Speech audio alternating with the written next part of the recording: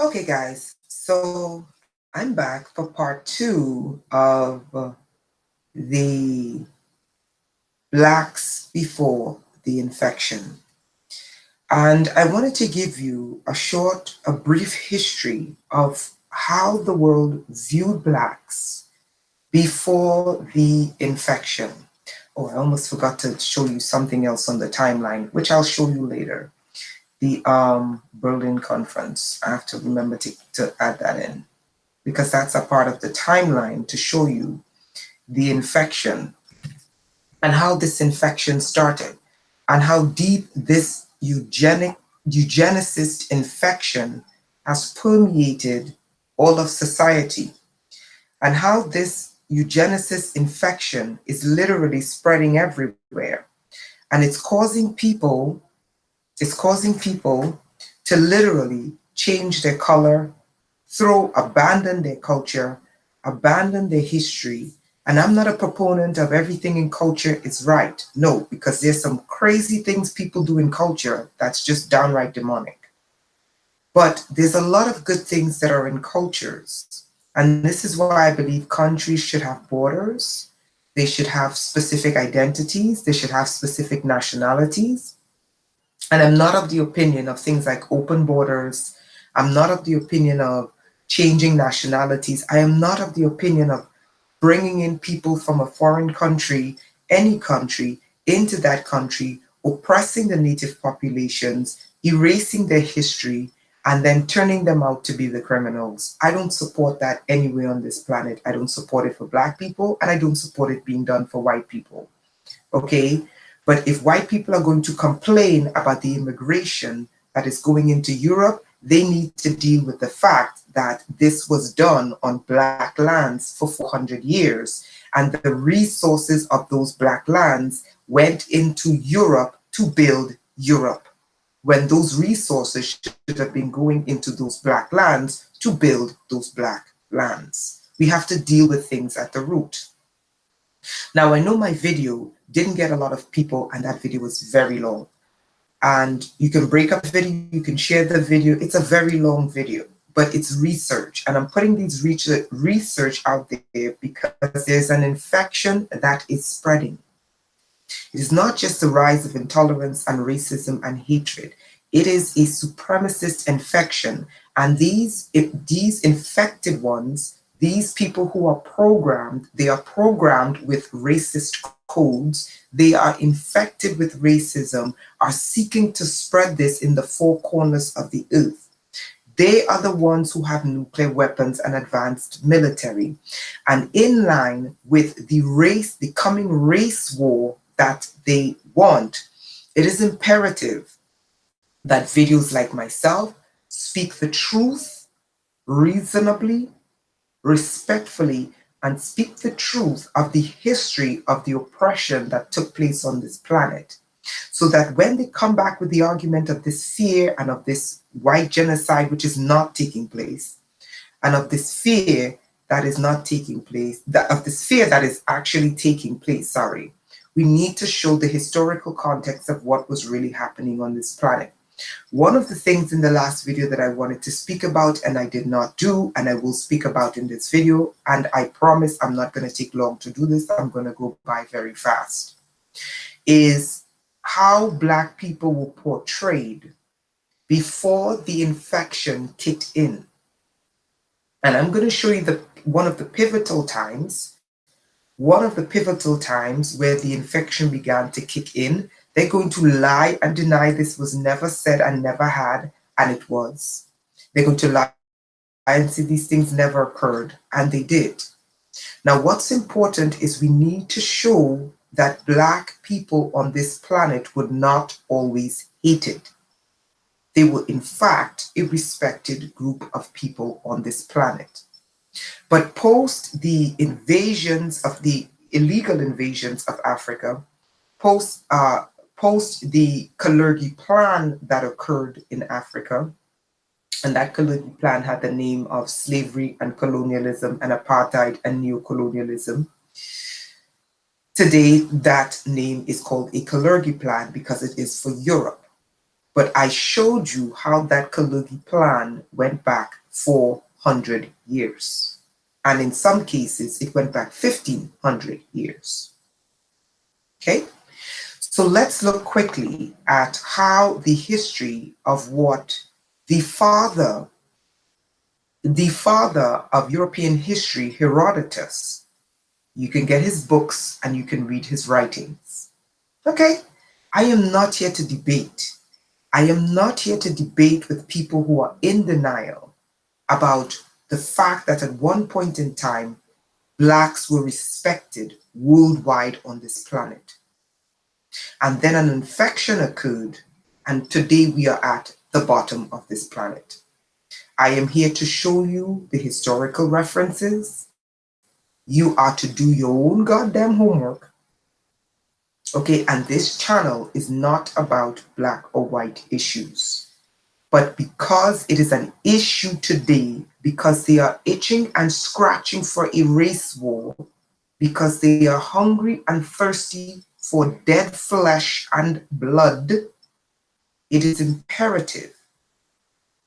And because white people, especially white males, have this fear encoded into them that when they are threatened or receive a threat, they become physically violent. And it is in their history. I will also show you how peaceful Europe was. Europe had so many wars before the Pax Romana and thousands of wars after. Okay? That is a bloody continent. It is not a peaceful continent. It took Europe thousands of wars to get to the state of peace that they're in. And if Europe can be afforded time to make mistakes, time to fall on their face, and time to recover, why can't African and Black countries get the same time to make mistakes and recover? Again, it goes back to the concept of the Black boogeyman. Let's get the research started. Again, this channel is not about black or white. This channel is to deal with the pervading fear in the media that the lying ass media is perpetuating without regards to consequence about what they are saying, that's painting Black people as the boogeyman and as criminals. Do Black people commit crime? Yes, but not the same amount of crime as any other group on this country. They commit crime, other groups commit crime, some commit way more crime, some commit less crime. Why are Blacks being identified as the boogeyman? And now they are positioning themselves for a race war. And again, the face of the boogeyman is the Black person. This is why I'm doing these two videos, because I want to go to the root of these issues, show you where the root of the infection occurred, show you historical evidence from your own historians, European references, so that you will see that something occurred that changed. And I'm telling you, it was those feudal lords who left Europe when the peasant class were killing them. They left Europe because they did not want equal rights to peasants. And they took that feudalistic system to the four corners of the planet, and they did it in Jesus's name. And ever since that occurred, Blacks have been relegated to the boogeyman. I am not saying Blacks don't commit crime. Blacks commit crime, but not more crime than others and less crime than some. But we are not the world's go-to boogeyman. And this is why I'm making these videos. If you know you are racist, this video is not for you. If you know you want to hold on to your position and you don't like facts with references, which you have to study and read, this is not for you. Okay, because I don't just tell you a position. My videos take long because I go into detail and show you the evidence which supports my arguments. Okay, now let's get the research started. Now what we're going to discuss is we're going to discuss how historians viewed Black people before the infection took place. Let's look at the father of European history. Herodotus, Book 3, Thalia 20. Herodotus, Book 3, Thalia 20. Then as soon as the Ichthyophagoi came to Cambyses from Elephantine, he sent them to the Ethiopians. The Greek meaning for the word Ethiopians were burnt faces, or another way of saying black, because in those days, they did not racially classify people. They gave them names according to how they looked, from the country that they were from, or the continent where they were from, or they named them after what their father did. For example, if the father was a blacksmith, this is where you get the English last name Smith. For example, in the Middle East, they call them, the Prince of Saudi Arabia is Mohammed bin Salman. Mohammed, son of Salman. Bin meaning son. We have the English translate bin Salman to something like the son of Solomon. Okay? Or John's son. Okay? Hi, Marilyn. How are you? Okay? So what we're looking at here today is we're trying to deal with the infection, the racist infection that's spreading on this planet with this hatred of Black people. And I'm doing this to show you historical evidences that shows you that Blacks were not always considered a inferior class. An infection took place at a specific time in history, and that racist infection spread out to the four corners of the earth. So I'm starting with the father of Greek history and what he had to say about Black people.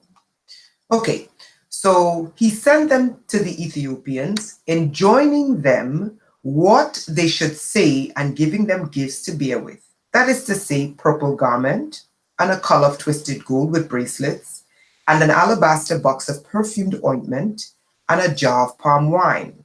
Now these Ethiopians to whom Cambyses were sending are said to be the tallest and the most beautiful of all men. And besides other customs which they are reported to have different from other men, there is especially this. It is said, with regard to their regal power, whomsoever of the men of their nation they judge to be the tallest, and to have strength in proportion to his stature, this man may appoint to reign over them. Ethiopia is in Africa. And at the time, the Ethiopian kingdom was considered all of the continent of what we called Africa. It spread all the way back into India. Okay, I can show you a map, if you'd like, of the Africa being called Ethiopia, because I'm not just going to tell you this, okay?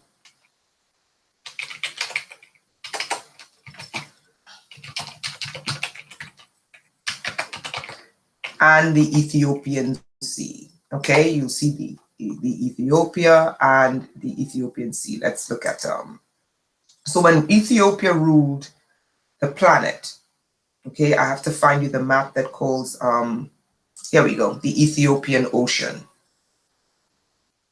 Okay, this is an old cartography, an old map, and in this old map, the Atlantic was called the Ethiopian Ocean.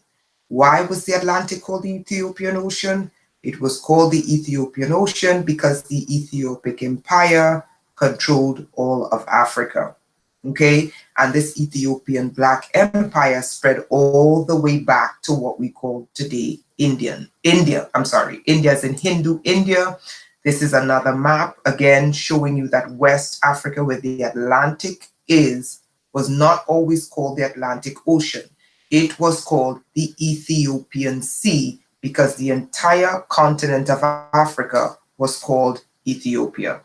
And we see here the father of European history.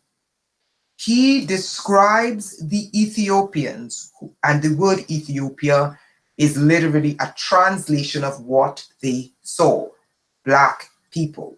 They called them, literally the transliteration means burnt faces, okay, but it literally meant black.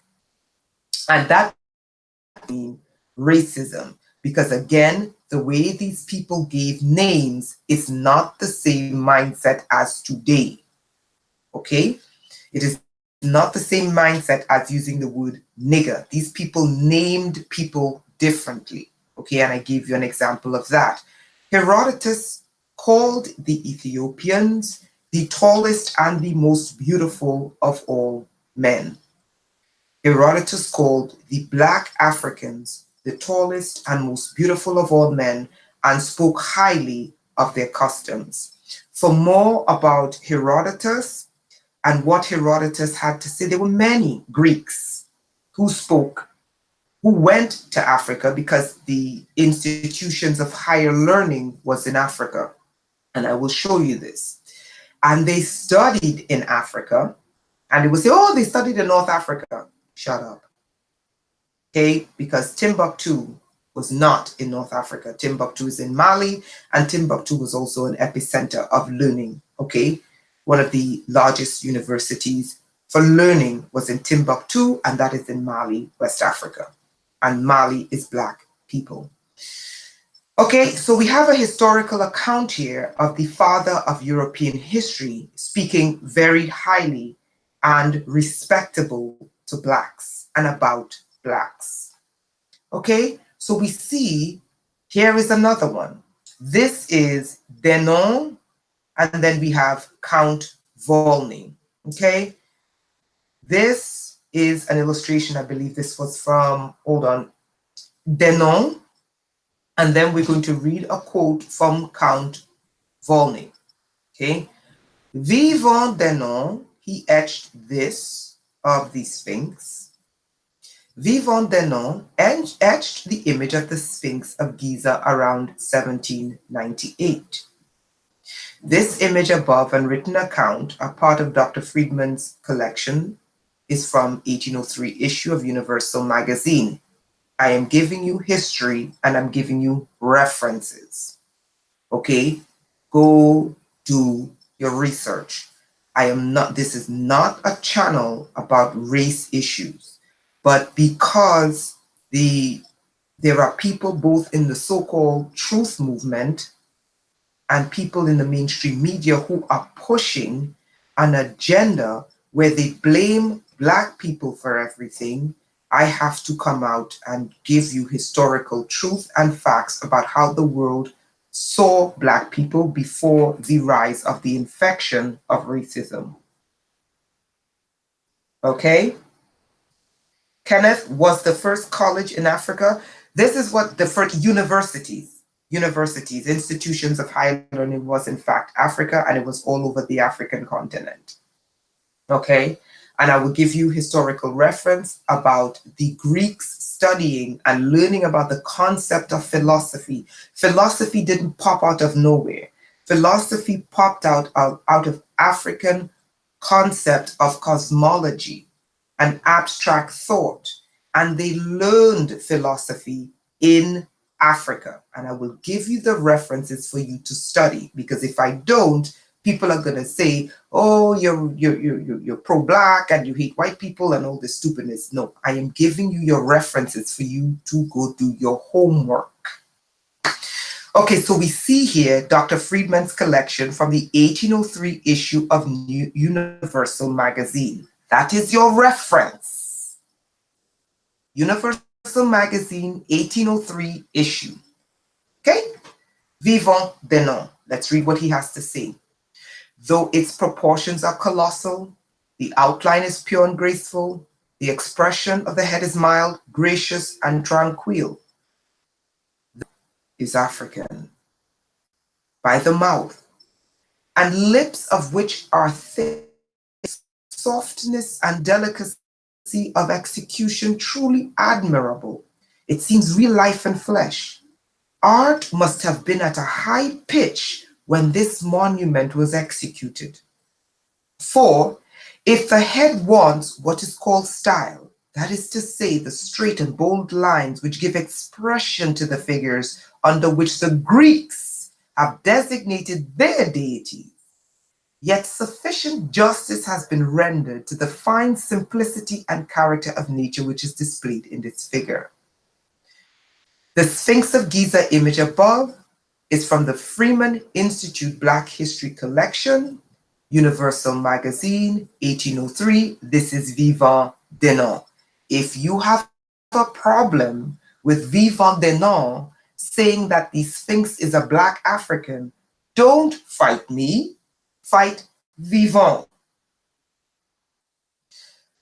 To Count Volney, a French nobleman, this is Count Volney.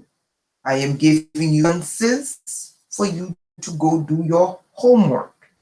If you have it with me telling you the truth of history, take your fight up Volney,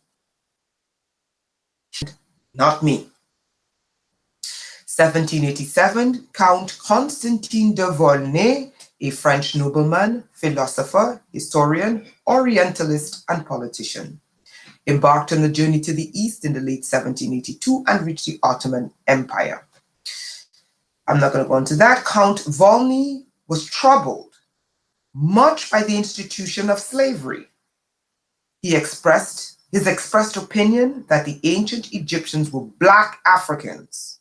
If you have a problem with Count Volney, take it up with Count Volney. I am just giving you your references to show you the respect that there was at one particular time on this planet when colors were mixing with each other, nationalities were mixing with each other. The respect that they had for people who were Black as opposed to today. If you have a problem with history, go take up your beef with Count Volney. Was troubled by the institution of slavery, he expressed his opinion that the ancient Egyptians were Black Africans, much departed from the typical European view of the late 18th century. But it gave many people cause for reflection. During his visit to Egypt, he expressed amazement that the Egyptians, whose civilization was greatly admired in Europe, were not white. The man saw these people. Listen to what he said. All the Egyptians, he did not say some, all the Egyptians have a bloated face, puffed up eyes, basically they were Bantu, flat nose, thick lips, in a word, the true face of a mulatto.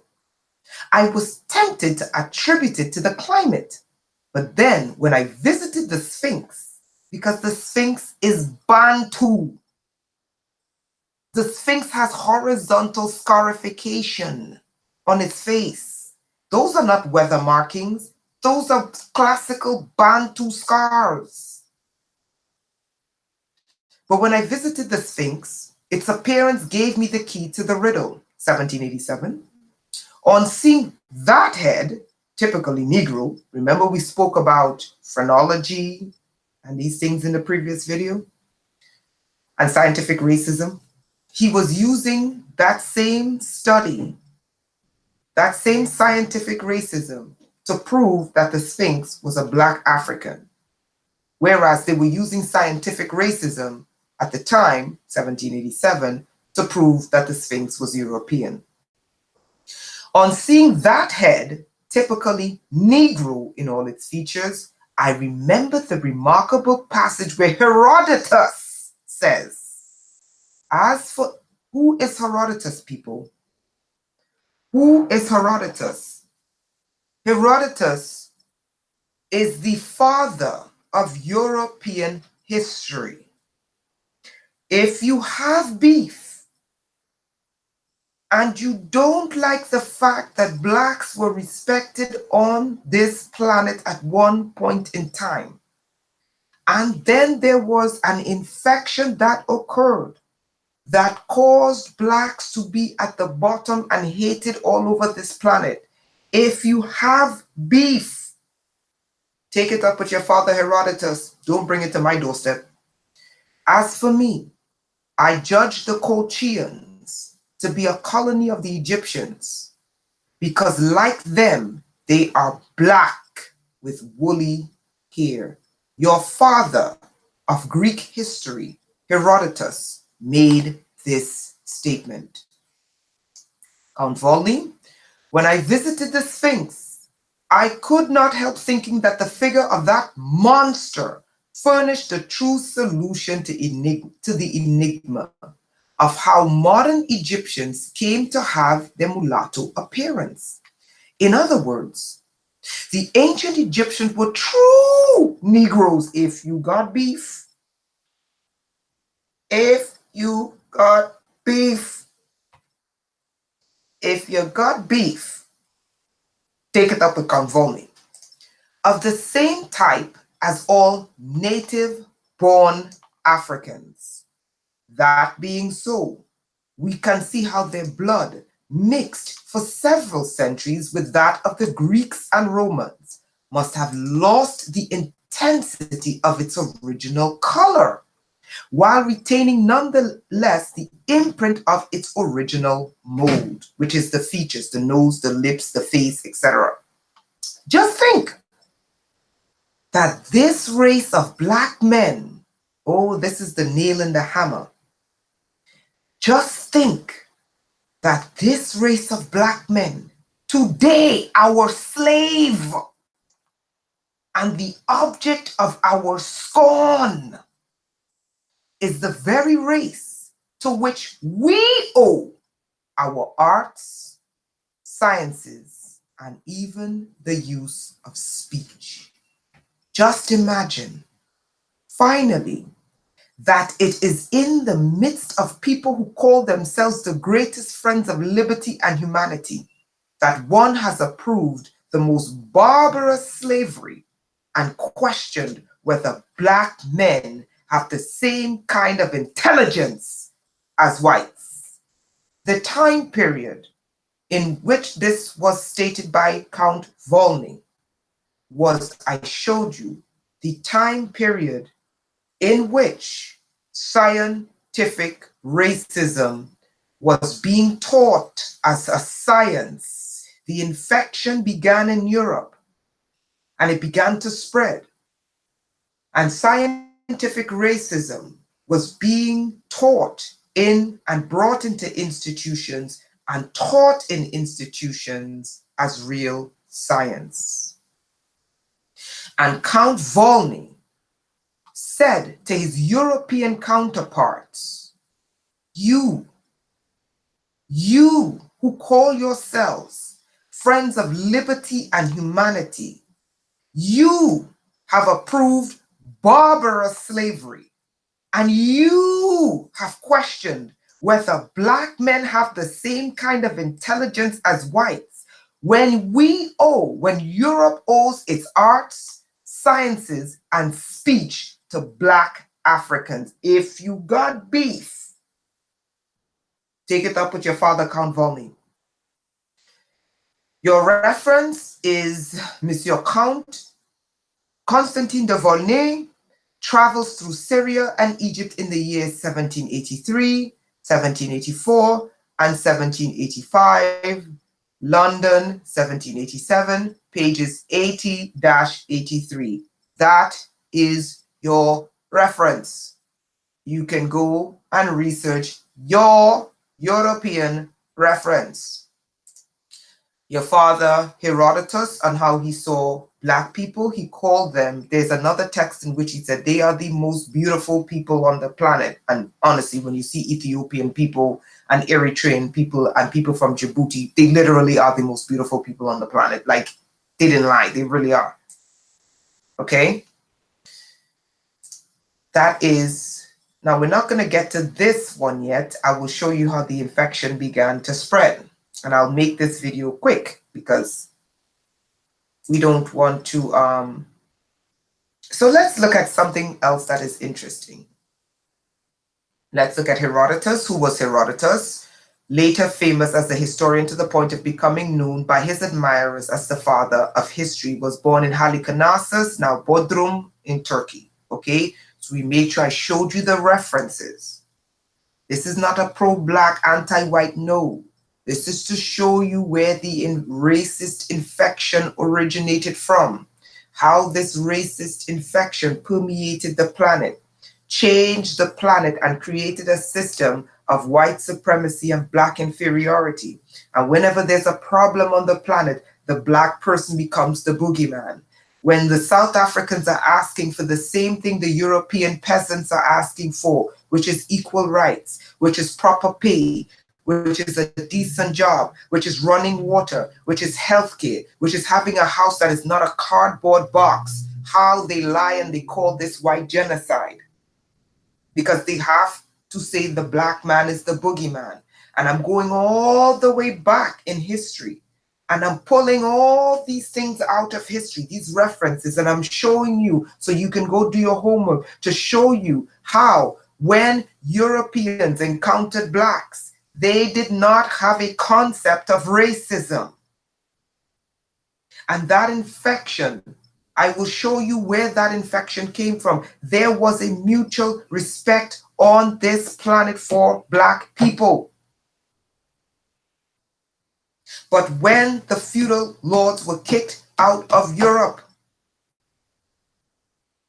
by the European peasantry, when they beheaded them and killed them, they went into the four corners of the earth with a vengeance, and they began to create these systems to protect themselves. And that infection exists today.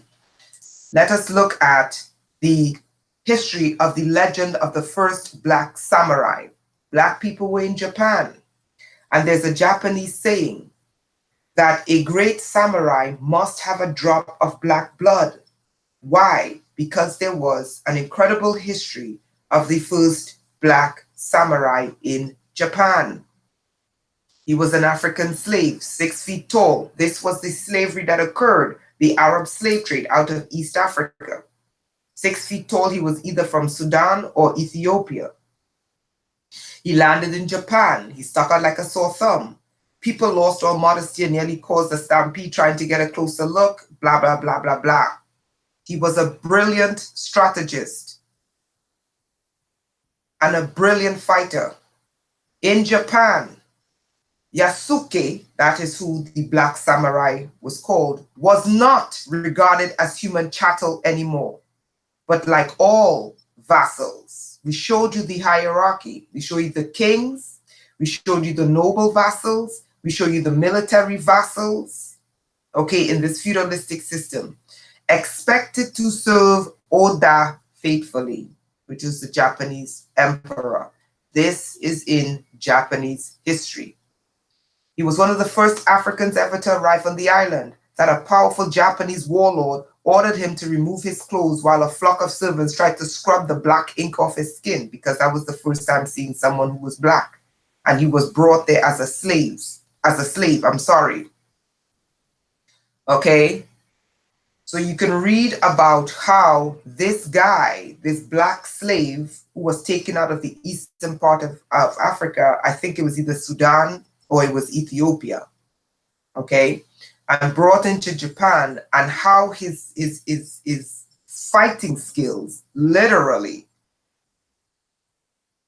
brought the Japanese to recognize him as one of their nobles.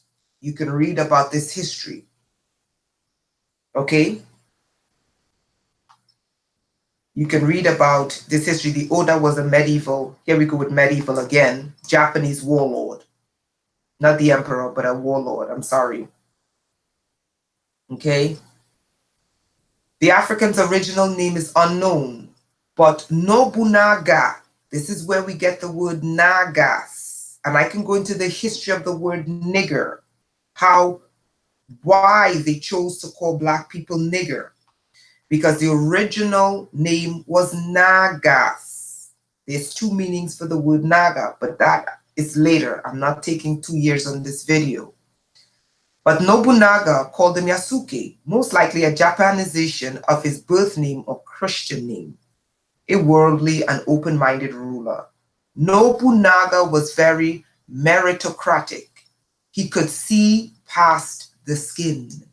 He used the Portuguese and the foreigners during that time to his advantage, okay, etc., etc. So read about this brilliant Black fighter who impacted the Japanese martial arts. Then we're going to go into Russia. Alexander Pushkin. Who was Alexander Pushkin? His father was Abram Hannibal. Okay, and he was a general in the army. Okay, Alexander Pushkin. I am showing you the history of Black people. Some were slaves, some were not, and the respect that they had on this planet. There was a respect at one time for Black people across this planet. And something happened, and that is the infection. The infection occurred, and Blacks became the boogeyman, Alexander Pushkin. Okay, so Alexander Sergeyevich Pushkin. Sergeyevich. In full, Alexander Sergeyev Pushkin. 1799, Russia died, blah, blah, blah, blah, blah. He was a Russian poet, novelist, dramatist, and short story writer. He has often been considered, I didn't write this is Britannica. So if you got a beef with what I'm saying about Alexander Pushkin, take your beef up with your European historians. Take it up with Britannica, not me. He has often been considered his country's greatest poet and the founder of modern Russian literature. Alexander Pushkin. Okay? Pushkin's father came from an old boyar family. His mother was the granddaughter of Abram Hannibal, who, according to family tradition, was an Abyssinian princeling bought as a slave at Constantinople. This is the East African slave trade now. Okay, Abyssinia is Ethiopia. And adopted by Peter the Great, whose comrade in arms he became. Pushkin immortalized him in an unfinished historical novel, Arap Petra Velikogo, the Negro of Peter the Great. You can read about Alexander Pushkin and how Alexander Pushkin impacted Russia. Okay? There was a point in time when Black people were not the scourge and the boogeyman on this planet. You went from Russia, you went to Japan, okay? Let's look at the Abkhazians. These are the Blacks from the Caucasus region, okay? They were soldiers, okay? This is Karabakh, okay? And these are Afro-Abkhazians. They were not Khazars, they were Abkhazians, and they were from the Caucasus region. Okay, so the Afro-Abkhazians, okay, they were not Khazars, they were Abkhazars, okay, of African descent, also known as the African Caucasians, okay, a small group of African people descent in Abkhazia, okay. This is a republic along the Black Sea, south of the Greater Caucasus Mountains in Georgia, who used to live mainly in the settlement of, Lord, I'm not even going to try to pronounce this, Adiyubza, Lucha, of the Kodori River and the surrounding villages. So you can read about the history of the Abkhazars, and this is a picture of an Abkhazar, and this is the family of an Abkhazar. Okay? Again, Black people were not always at the bottom of the barrel and considered the boogeyman of planet Earth. There was an infection that occurred, and I'm going to give you a little bit of some of the infection.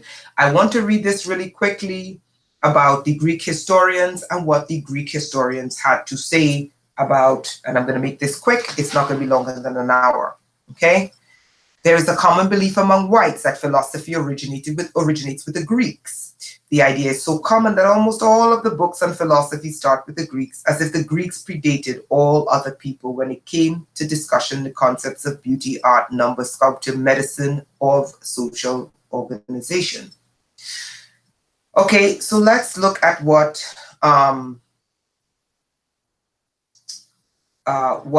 the Greeks studied, okay? And you get your references here, so you can go look at the references yourself. There is a serious problem with the line of reasoning. The information is false. As far as scholarship can reveal, the origin of the word philosophy is not in the Greek language, although it came into English from the Greek. According to dictionaries on Greek etymology, the origin of the word is unknown. But if you are looking for the origin of Europe, most Europeans who write books on etymology do not consider, here we go with South Africa again, Zulu and Xhosa. This is South Africa. And I told you, one of the reasons why they don't want to give them back that land is that genetic. See the former video. Yoruba, this is West Africa, or Amharic, this is Ethiopia. When coming to a conclusion about what is known or unknown. Okay, so let's look at, okay, there are two parts of the word philosophy as it comes to us from the Greek philo, meaning brother or lover, and Sophia, meaning wisdom. The origin of Sophia is clearly in the African writing Medu Neter. Now this, you can read this yourself, but I want to show you something really quick here. Okay, there was no Germany, France, England, Italy, United States, or Spain to speak of when the Greeks started to travel to Africa for their studies. Let me go back. I want you to see the book, and I want you to get the reference of where the Greeks, who is the father of European civilization, studied. This is why Count Volney chastised them and told them, how dare you say that Blacks are inferior to you when you got your history, your science, your language, your writing, and your speech from Black Africa. This is where he got it from, because he knew European history. And he knew European history started with Greece. And he knew that Herodotus and Thales and Plato and Socrates studied in Africa. According to Herodotus, writing, this is the reference, this is your reference, meaning you go and find this information there. According to Herodotus, writing in the 5th century BC, in the book 2 of history, this is your reference, book 2 of history, the father of history. The Ethiopians said that the Egyptians were nothing but a colony of Ethiopians. Of course, today there remains an entire system of disbelief about that history. This is in your father's history book, read it. Experiences and knowledge of the people of Africa, created during the past 500 years of European conquest. The rhetoric of denial of Africa's capability was developed to accompany, remember we spoke about the scientific racism, dispossession of Africa, and we're going to talk about that quickly. This was done to go along with European conquest of Africa, Asia, America, colonization, etc. There was no Germany, France, England, Italy, United States, or Spain to speak of when the Greeks started to travel to Africa for their studies. Read book 2 of history. If you have a problem with the truth in history, go take your beef out on your grandfather, Herodotus, not me.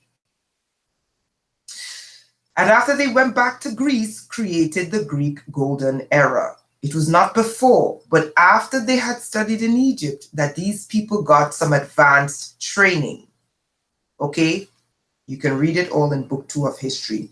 Why did the Greeks philosophers study in Africa? Thales, the first Greek philosopher, and the first who is recorded to have studied in Africa, said that he learned philosophy from the Egyptians. That is why your father, European father, Count Volney, scourged the racist at the time, saying, how dare you say the Africans are inferior to us using scientific racism when you got the concepts of art and science and philosophy and history and studying from them. If you have a problem with the truth, fight your father.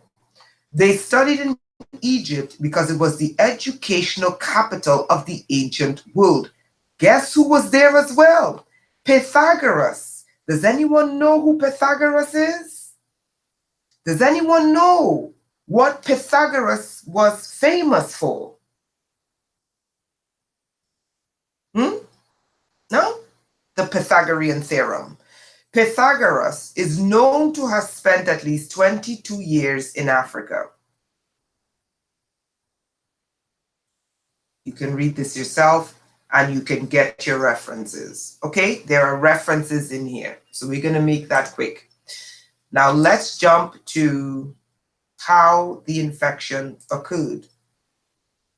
Charles Darwin stole, let me just find this really quickly here. Okay, this is more of Africans, the Moorish civilization. Blacks did not just rule Spain. That is a lie. The blacks were in Portugal. They had a royal house called the House of Braganza, which is a black Portuguese branch in Portugal. They ruled Spain for 700 years. Okay, they were in Germany. This is why you have many places in Germany called Moor this and Moor that. And the original name was not Moor. The original title was Blackamoor. Blackamoor. Why was it called Blackamoor? Because these people gave you names according to how you look and where you came from. Okay, like Blackamoor would be a name to describe a person who was a black Moor. Okay, so when people tell you, oh no, they're not black, no, they were black. They were black. Okay, they were black. Okay, so we have the history of blacks in Spain and what they did in Spain, of African blacks in Spain. Okay, let me go quickly because I'm not taking forever. Okay, so this is some of the writings of Herodotus. Okay, he wasn't the only one, but I'm referencing these things to show you at one point in time before the racist infection occurred, how the world treated black people and the respect they had for them wherever black people went. Herodotus, a Greek historian, wrote a history of the known world 2,440 years ago. It is the oldest book we have where a person we would call white talks at length about black-skinned people. Okay? He did not divide the world by race because racism, the infection, didn't exist. I showed you the time frame where the infection began to happen. The coded infection. He divided it by continent. This is how they called people. This is why when black Africans went to European, they called them Blackamoor. When Herodotus was in Egypt studying, he called them Ethiopians or burnt faces, okay? So they were not classified by race, but they did classify them by skin. He saw Egyptians as having black skin and woolly hair. The reference is Herodotus 2.104 from the history. Book 2, page 104 from the history. He visited Egypt 75 years after the Persians had taken over, but before the Greeks. Okay, Romans and Arabs had. There was no things like racism and colorism. It didn't exist. In this time, people with black skin like Egyptians and the Ethiopians were more civilized than some white skin, like the Scythians and the Celts, okay? Light-skinned Greeks got much of their civilization from dark-skinned Egyptians. We have the history of this and you can read this, okay? Egyptians, okay? This is an incomplete list with black skin in Herodotus, okay? Egyptians seen as having the most ancient civilization way older than Greece. take it up with your father. Ethiopians live south of Egypt. Meroe is their mother city, civilized but not as civilized as Egypt. They once ruled Egypt. Book 2 of History, page 100, page 137 to 139. This is the references I'm giving you to go read these books. Herodotus seemed to apply the term Ethiopian to more than just Nubians. He also talked about long-lived Ethiopians, etc. Then you go to the Asian Ethiopian. That is the Dravidians. He also called them Ethiopians. Why? Because the Ethiopic kingdom went all the way back into India. This is why the Atlantic was called the Ethiopian Ocean, and then we had the Indian Ocean was also called the Ethiopian Ocean. It went all the way back into India, okay? Dravidians, this is Herodotus again, look just like the Ethiopians, but their hair is straight instead of woolly. They serve in the Persian army in their own divisions as part of the Indian contingent. The Colchian, they live on the eastern shore of the Black Sea. This is where we get this group of people. Hold on, where's the Abkhazars? Ah, shoot. Damn it. I deleted the Abkhazars. Okay, if you go back, I referenced the Abkhazars, and these are the Black people who live on the Black Sea. Okay? Okay, so the Colchians, they call them Colchians. Present day, they call Abkhazars. These are the Black people who live along the Black Sea. Because they have black skin, woolly hair, practice circumcision, Herodotus said they are clearly Egyptian. History, book 2, page 104, that is your reference. Short men and pygmies live along what is probably the Niger River, book 2, page 32 to 33. So don't just tell me that Herodotus was just in Northern Africa, okay? Because the Niger River is West Africa, okay? Don't just tell me he was just in Egypt and oh, no, the Niger is in West Africa and pygmies are Central Africa. And somewhere on the west coast of Africa, book 4, page 43, they live in cities. They live in cities. This is Herodotus saying that West Africa had advanced cities. If you have a problem with Herodotus saying that Africa was a great empire, take up your beef with Herodotus, not me. Those along the Niger practice sorcery. They should have eaten all of them. Those on the coast called dwarfs wear clothes made of palm leaves. Okay, so he's showing you that in one city you have advanced people, in another city you have those who live closer with nature. Other Africans, Herodotus talks about along the coast between Egypt and Carthage. Book 4, page 168 to 180, and along the caravan route that goes west across the Sahara. These are your reference points. I mean, this is Herodotus, okay? So we covered Herodotus talking about Black people with respect. This is before the infection came and Black people became the boogeyman on this planet. Remember we spoke about the Dravidians and how Herodotus called them Ethiopians. He said the only difference is they're Ethiopians with straight hair. Why? Because the Ethiopic empire stretched all the way back into India. And all of the continent of Africa at one point in time was called Ethiopia. Now here we get the concept of the black god and the ancient mysteries of why Vishnu is dark blue. You can read this yourself, and this is where they get these concepts of the blacks as gods. So whenever you hear Black people talk about encountering these alien races that are gods, it's because there's a history of gods that came to Black people before they were beaten into them, Jesus Christ and all these other religions. Black people had their own gods, and their gods were in fact black. Now Vishnu is India, and Vishnu was blue-black, okay? But Black people in Africa had black gods, okay? All right, and I'm not going to go into that. I'm just going to be very quick because I'm not taking forever with this. Okay, so we have the Dravidian, okay, and let's give you a quick history of what happened to the Dravidians. Okay, Dravidians had an advanced city culture, more ancient than the Aryas. Okay, so the Aryas, or the Aryans, were Northern Indians. The Northern Indians came out of what we call today Persia. Okay? The Persians and the Turks are true Caucasians. Europeans are not necessarily Caucasians. To be a Caucasian, you have to be in close proximity to the Caucasus Mountains. Okay, so the Persians, which is where you get Aryans from, okay, and the Turks are true, in fact, true Caucasians. Dravidians, who were dark-skinned black Indians with straight hair, had an advanced city culture more ancient than the Aryans. But these are Indian dark-skinned black people, okay? Not African black people. But I'm showing you the history on the planet of when black people were respected on this planet before this infection occurred. Okay, who, as Indian legends tell and some dispute, invaded, that's the Aryans, invaded India from Central Asia, Persia, in several ways around 1500 BCE. The Rig Veda, an ancient Hindu scripture, records the destruction of Harappa, then called Hariopeia. Okay, I know I butchered that word. The Aryan invaders targeted, look at this, for extinction the Dasyus tribe, who were dark-skinned.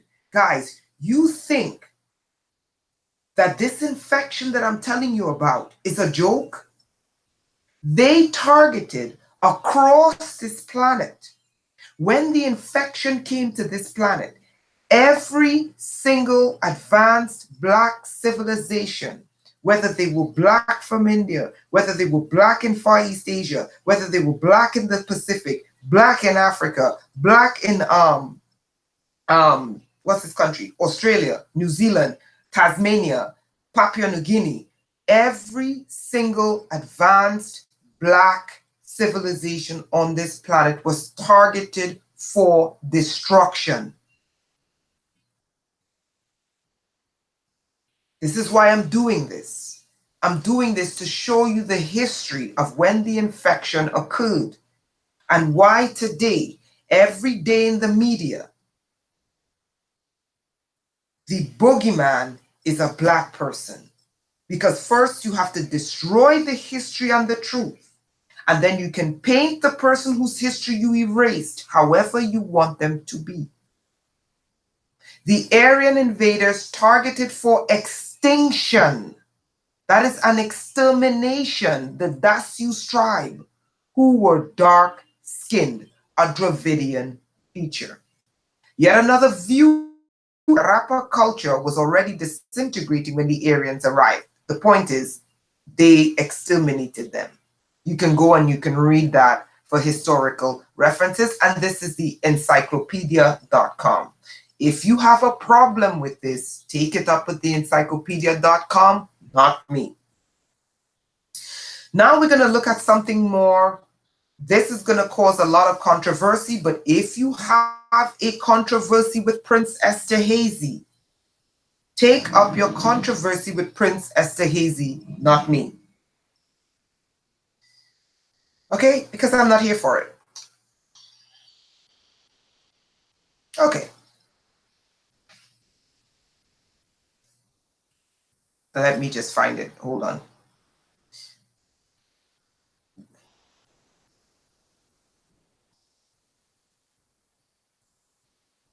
Here we go.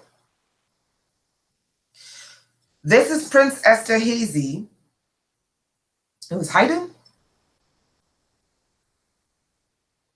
No. This is Prince Esterhazy when he met Beethoven. It wasn't Haydn. Is it Haydn or was it Beethoven? No, it was Haydn. I always thought it was Beethoven. Maybe I was wrong. Okay?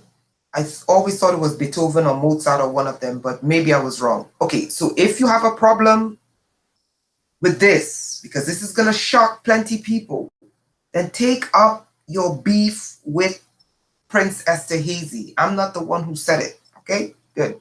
I always thought it was Mozart or Beethoven, but whatever. Okay, so in the middle of the allegro, the prince stopped the musicians and asked who was the author of the work. Haydn, said Friedberg, but he belongs to my house. How is it I've not seen him yet? He is here. And Friedberg pushed the composer, trembling with emotion, before the great Hungarian lord. Now occurred a repetition, but an intended one of the scene of the Countess of Thun, and Haydn recounted the story of this presentation with less cheerfulness than that of the first, notwithstanding his devotion to the Esterhazy family, whose servant he was for 30 years. Where the noble lady had showed discreet surprise, the Magyar was seized with a violent fit of laughter before this little man with a dark-colored face. Is the music truly by this Moor? Well, black Moor, from this day thou dost belong to me. But I do not like to see thus. Thou art a dwarf, thy face is piteous. Dress thyself like a Kapellmeister, get a new suit, a buckled wig, red band, red heels, and take care that the heels are high, because thy stature should correspond with thy merit. That is not me who said this. This is Prince Esterhazy. When he encountered, it wasn't Haydn, and I'm going to get it wrong. It was either Mozart or Beethoven. Let me get the proper reference. If you have a problem with Prince Esterhazy calling one of the greatest European composers a blackamoor, don't take up your beef with me.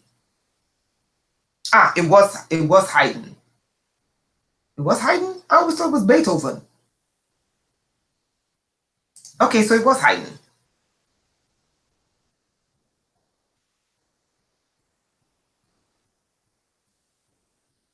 Okay, hold on. His beard shaved, Okay, hold on. Going through my sizable book collection, I came upon a series I bought many years ago, Sex and Race, J.A. Rogers, in 3 volumes. I remember reading these and finding them interesting, although I didn't agree with a lot of the conjecture. For example, the Black Madonna and Child of statues are depicting Mary and Jesus as a Negro, as Rogers seemed to think. This person hasn't done the history of the fact that the Black Child and the Madonna came from Isis, Horus, and Osiris. Okay, whatever. One instant concerns Beethoven. I knew it was Beethoven and it wasn't Haydn. Beethoven, whom Rogers asserts had some African ancestry. Turned out it has quite a bit of presence on the internet, both pro and con, but Rogers was the first to raise the issue. Why did he raise the issue? Because when Prince Esterhazy, it was Beethoven, it wasn't Haydn. I think Haydn was the teacher of Beethoven.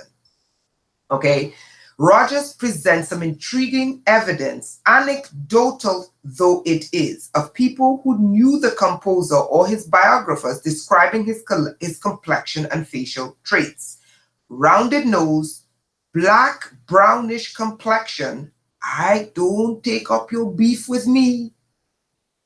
Take it up with your European historians, not me.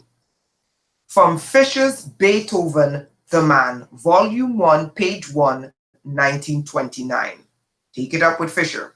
His beard he had not shaved for several days, made the lower part of his already brown face still darker. Carl Czerny from Beethoven, Impressions of His Contemporaries, arranged by Oscar Sonic, page 26, 1926. From the same book, Beethoven is described as dark, Grill Parza, page 154, brown, Bettina von Arnim, page 77, brownish, Rellstab, page 180. Gelinek describes him as short, ugly, dark, from Knowles Beethoven depicted by his contemporaries, page 37, 1880. Fanny Gianastasio del Rio, who was in love with Beethoven, wrote in the biography An Unrequited Love, an episode in the life of Beethoven, page 60, 1876. Beethoven could not possibly be called a handsome man. His somewhat flat, broad nose and wide mouth, small piercing eyes, and swarthy complexion. Swarthy was a word used to describe black people. You'll also find the word swarthy when they describe King David in the Bible. Pockmarked into the bargain gave him a strong resemblance to a mulatto. This is the woman who wrote about her lover, the person she was in love with, Beethoven. She called him a mulatto. If you got a problem with your greatest composer being a mulatto, your problem's up with his lover, not me. According to Rogers, Beethoven's teacher, Haydn, could also have been black and relates an incident of Beethoven's biographer Taylor, who heard from Andre de Hevesy, who heard it from Carpani, that when Prince Esterhazy first heard a new symphony, it was in fact Haydn, he asked the name of the composer who was brought before him. What? Exclaimed Esterhazy, Prince Esterhazy, mind you, upon seeing Haydn for the first time. This is what Prince Esterhazy said. If you got beef with Prince Esterhazy and Beethoven and Haydn being black, don't take up your beef with me. Fight Beethoven, Haydn, and the like, and Prince Esterhazy. What? Exclaimed Esterhazy. Upon seeing Haydn for the first time, the music is by this blackamoor? Well, my fine blackamoor. Let me stress that again. Well, my fine blackamoor. Let me stress that again. This music is by this blackamoor? Well, my fine blackamoor, henceforth thou art in my service. Carpani also stated that Haydn was after that frequently referred to as the Moor. Rogers, though, does bring up the possibility that Haydn may actually have been of Turkish ancestry, but we did look at the Abkhazars in the Black Sea, and the Abkhazars in the Black Sea, and Black Sea, Turkey is in the Black Sea, is in the region of the Black Sea. Turkish ancestry, although he presents nothing concrete to back up the assertion. Thayer brings up the incident in order to point that Beethoven had even more of the Moor in his features than his master Haydn. It should be an easy enough issue to settle. We have Beethoven's death mask. Based on this alone, Beethoven could very well indeed have an African ancestry. I think all of us have seen black people that look like this. Blah, blah, blah, blah, blah. The real test, blah, blah, blah, blah, blah, blah, blah. Okay, these are the historical references to Haydn and Beethoven at a time when black people were respected on this planet. What happened? Now let us go into something really quickly. Darwin's theory of evolution was stolen from Alfred Russel Wallace. He was the person who actually wrote the theory of evolution and a thesis, and Darwin was supposed to deliver the thesis, and Darwin stole the thesis. So we see that there is intellectual dishonesty, so we can't be surprised when we have scientific racism, because where there's intellectual dishonesty, we see that scientific racism can be far behind. Now let's look at things like Charles Darwin, The Origin of the Species. This was classified towards, and I'll make this quick because I don't want this video to be long. Charles Darwin, Origin of the Species. Now let's look at something really interesting. Eugenics. Okay? 1883. Coined by Galton, Francis Galton, the term eugenics. Look at this. Later describing it as the study of the agencies under social control that may improve or repair the racial qualities of future generations. These people are fucking nuts. When we look at the infection that we're dealing with today of racial ills, we see historically that colors, the Greek color, when they encountered the African color, it was a content-based relationship. But then when the vassals were kicked out of Europe because they were being beheaded by their own people, They left Europe with a vengeance and took out their vengeance on us. And these are some of the systems they created because they had to have someone who was their boogeyman. And Black people have been coined the boogeyman. Okay? We have been the world's boogeyman for far too long. When at one point in history we were respected on this planet, whereas today we are the world's boogeyman. So you can look at the history of, race and class and genocide with this wonderful Francis Galton, who should have been shot.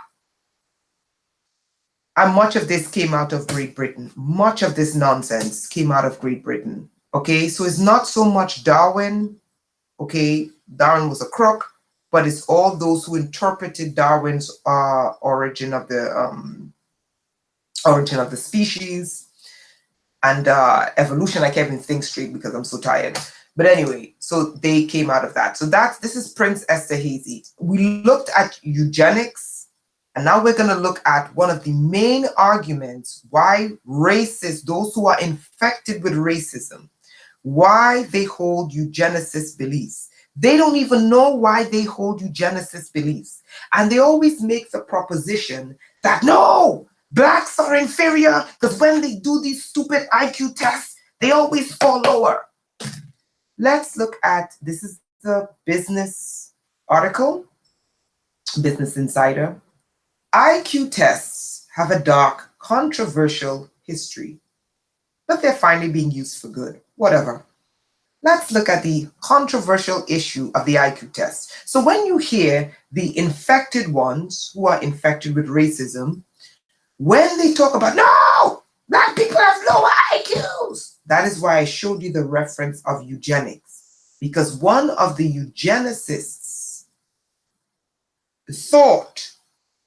school of thought was to use so-called IQ tests to exterminate whole people groups.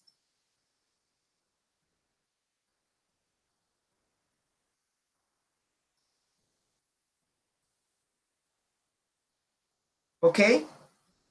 IQ tests have wielded a great deal of power on society over the last 120 years. Listen to this. That's why I showed you Dalton.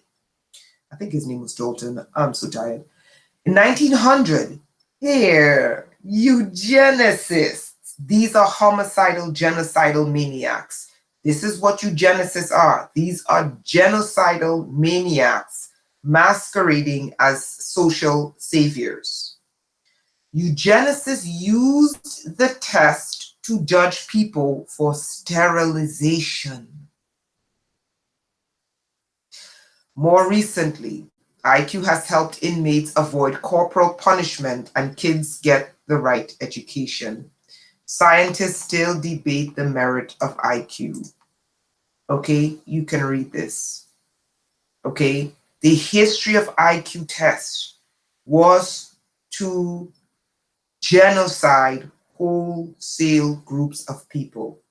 And when we look at the infection that occurred on this planet, which switched Black people from being a different color group of people, when that switched to Black people becoming the world's boogeyman, we saw the rise of scientific racism. Scientific racism, which posits that anyone who is not a certain color, of certain hair features, of certain regional positions, they should be exterminated.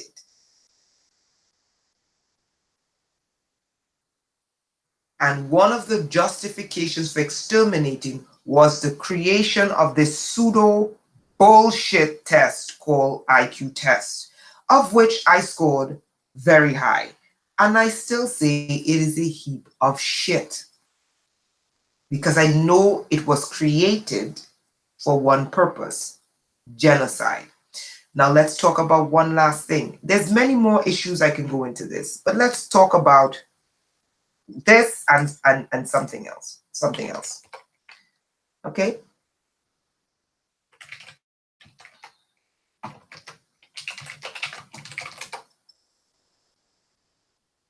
Okay, remember this date, Berlin Conference, and then I'm done. I'll shut up.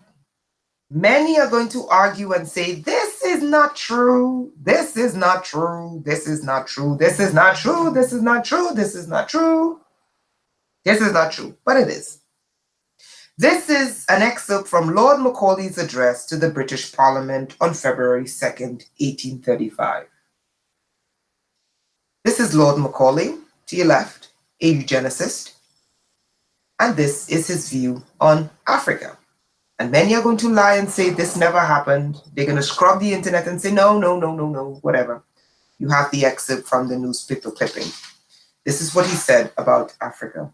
I have traveled across the length and breadth of Africa, and I have not seen one person who is a beggar, who is a thief. Such wealth I have seen in this country. And which is interesting, because in 1835, this is the precise English prose. This is how they spoke. So people are going to say this is not true, but when you look at the way in which the language is written, it is very accurate to 1835 Victorian, I think this is Victorian English. Let me just double check and make sure that this is Victorian English.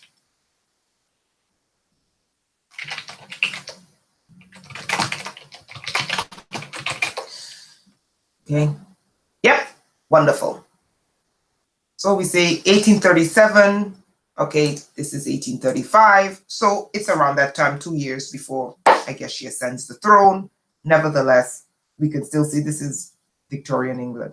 And this prose, this English prose, the style and the mannerism of the language is actually quite accurate. Okay, because there are going to be people who are going to say, no, this is not true. He never said this. But the prose, the way in which the English is written, you can tell this is quite accurate, okay? I have traveled across the length and breadth of Africa, and I have not seen one person who is a beggar, who is a thief. Such wealth I have seen in this country. He called Africa a country. He called Africa a country. Such high moral values, people of such caliber, that I do not think we would ever conquer, here they go with their eugenics plan again, this country, he called Africa a country, unless we break the very backbone of this nation, which is her spiritual and cultural heritage. And therefore I propose that we replace her old and ancient education system. So when these modern day infected racist eugenicists say, oh, Black IQ is low, and therefore, blah, blah, blah, blah, blah. Refer them to Lord Macaulay's address. And they'll tell you this address is fake, but you can tell that this is the truth. The style of English is consistent with the style of English at the time. Unless we break the very backbone of this nation, which is her spiritual and cultural heritage, and therefore I propose that we replace her old and ancient education system, her culture. For if the Africans think that all that is foreign and English is good and greater than their own, they will lose their self-esteem, their native culture, and they will become what we want them, a truly dominated nation. Lord Macaulay's address to the British Parliament on 2nd of February, 1835. And by 1884, the Berlin Conference. The Berlin Conference was when the European nations gathered together and changed the borders of Africa. And this is where the infection was at its height and began to spread to the four corners of the planet. And this is why today, Black people are the boogeymen. But historically, we have seen that in history, Black people were in fact respected. And as recent as 1835, when Lord Macaulay described what he saw in Africa as being clean, as being wealthy, no poverty, no begging, no thievery, people of high moral fiber, a people who were educated, people who had culture, who had the arts. Then we saw Count Volney. We saw other historians, Herodotus, Thales, spoke about the high moral fabric, the beauty of the people, the intelligence of these people, their cities, etc., their learning, their language, history, and culture. And what Lord Macaulay had in mind when he saw great civilization was the same thing Christopher, the crooked crook of croniest crooks, Columbus, was genocide. These people were infected, and that infection is prevalent today. And if we're not careful to defeat and quarantine the infection known as racism, these infected ones are seeking to permeate this planet with their infection and to murder innocent people, to spread their infection called racism, and to enslave and genocide people. You have been warned. Okay, guys, so I promised I would do that. The video is over. This video is not for everyone. And of course, people who are racist are going to hate this, but they can kick rocks. If they have a problem with me, they can take up this problem with their European historians who were there, who saw the people and described them and had great respect for Black people that they saw. And at some point in time, there was an infection that came on this planet, and the infection was clear. We see clear evidence that they had a plan to exterminate Black people off this planet. We saw it with the Dravidians, where they clearly said they wanted to exterminate the Dasus tribe, which was Black Indians.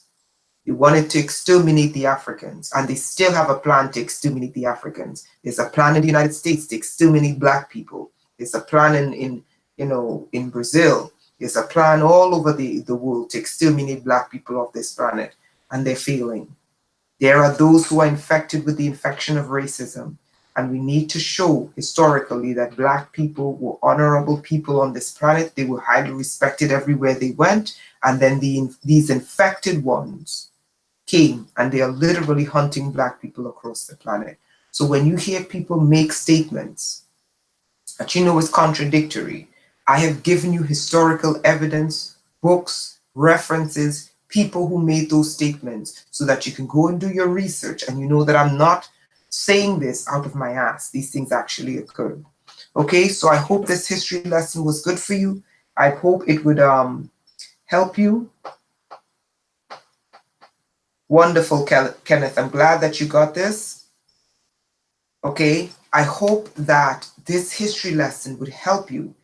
This is not a history lesson to run around hating all white people. No, I am saying there is an infection that they infected the Caucasian race with.